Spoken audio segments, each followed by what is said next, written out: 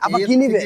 আপনি মনে অনেক শরম পাচ্ছেন, কিন্তু দেখেন না কি নিবেন বলেন, সমস্যা নাই, গোপনে দিয়ে দিব। চিকেন কয় বাটি নিবেন? রোস্ট কিভাবে রান্না নেন। করবেন, আর এই রোস্ট এবং ঢেলে দেব, ঢেলে দেব অবশ্যই অবশ্যই, সব থেকে যেটা বেশি উঠছে ওইটাই দিব। আবার খারাপ হয়েছে আরো 2 পিস দিয়ে দিচ্ছি। আমি এই রেসিপিটা আমাদের মনে দয়া হয়ে গেছে।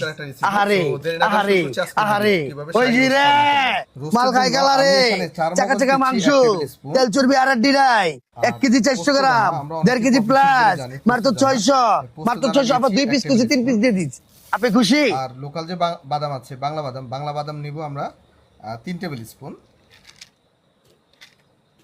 এটা পানিতে ভিজিয়ে রাখবো 2 ঘন্টার মতো, তারপর এটা ব্লেন্ড করে নেব। বাসা যদি পোস্ত দানা অথবা চার মগজ না থাকে সেক্ষেত্রে শুধু বাদামও ইউজ করতে পারেন। আবার যদি বাদামও যদি না থাকে তাও কোনো অসুবিধা নেই, বাদাম ছাড়াই রোস্ট করা যায়। বাদাম এবং চার মগজ, পোস্ত দানা এগুলো দিলে টেস্টটা একটু ভালো হয়। আর এখানে আমি আরেকটা ট্রিক্স দেখা